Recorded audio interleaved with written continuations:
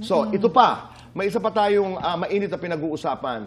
This is, I think, a take-off from what Regine Velasquez, I think, said sa Showtime na may kinalaman sa breadwinner. Nasabi ni Songbird ay, ako graduate na ako dyan. Ang ating proposition ay, maganda itong Your Honor na ito, ha? Ang ating proposition ay, may expiration date ba ang pagiging breadwinner para sa pamilya?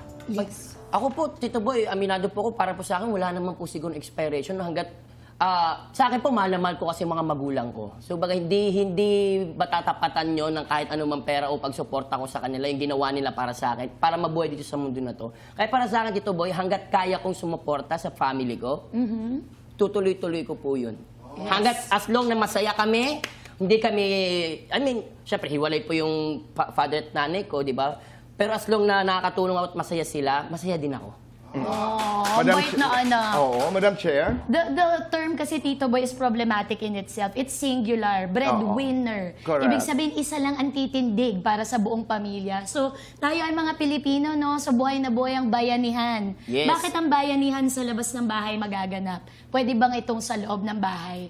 Tayo lahat magtulong-tulong at maging breadwinners. Instead na isa lang ang breadwinner. That's my dream for my family. To be able to lift my brother, my son, even to pass to him the skills that I have para lahat kami ay hindi sasandal sa isa't isa. Maghihilahan kami paakyat. The combination of both concepts ay napakalakas. Pero naiintindihan kita because I remember your story. Yes po. At it came with a lot of forgiveness. It came with a lot of love. Yes po. Oo, Tito Boy. pareho sa kwento ng tatay mo, kwento ng nanay mo, Yes po. pero hindi ka bumitaw. Hindi po, Tito Boy. Kaya nung sinasabi noon, I don't know if I remember correctly, you were the breadwinner for 8 people. Yes po. At saka ito, when in your story, again, correct me, lahat ng kinikita nandun, kayo nang bahala. Basta ako, Yes trabaho po. lang ako ng trabaho. Yes po, Tito Boy. But the point naman of Madam Chair is also valid. Yes Na po. sana ma-realize natin na sa pamilya, 5, 6, 7, 8 tayo, bawat isa ay may kapangyarihan umambag. Hindi man ito trabaho, pero minsan, di ba, ako ang mag-iigib. Huwag nyo na pong problemahin ang ano. Ako ang maglilinis at ako ang magsasaing. In other words, shared responsibility. Yes, Tito. Di ba? Hindi naman lahat pera yung ambag. Yes. Di ba? Napakaganda Tama nito. po. Ang ambag namin dito ay fast talk. Ako, ito na! Ito. Sabi sa'yo, hindi natin malulusutan eh.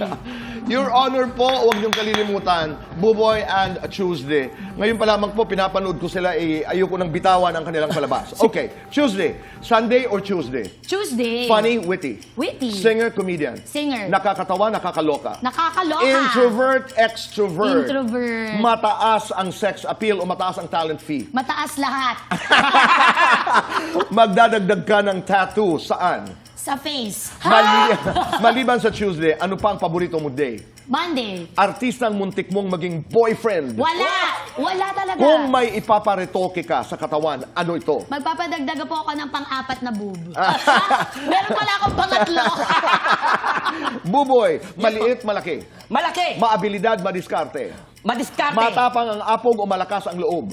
Malakas sa loob. Walang hiya o walang pera. Walang hiya. Pansit o pares. Pares. Makananay o makatatay. Both. Ano ang kulang sa'yo, Buboy? Hi. Yan ang cute sa'yo, ha? Opo. Buboy, ano ang sobra sa'yo? Uy, di ko pwede sabihin, Tito Boy. Buboy, mas gwapo, si Ruro o ikaw? Alam ni Ruru, ako. Agree. Mas ma-appeal, si Kokoy o ikaw? Ako. Para sa inyong dalawa, guilty or not guilty, nagsasharon ng pagkain sa taping. Nagsasharon. Guilty or not guilty, nag-recycle ng gift. Guilty. Guilty rin ako.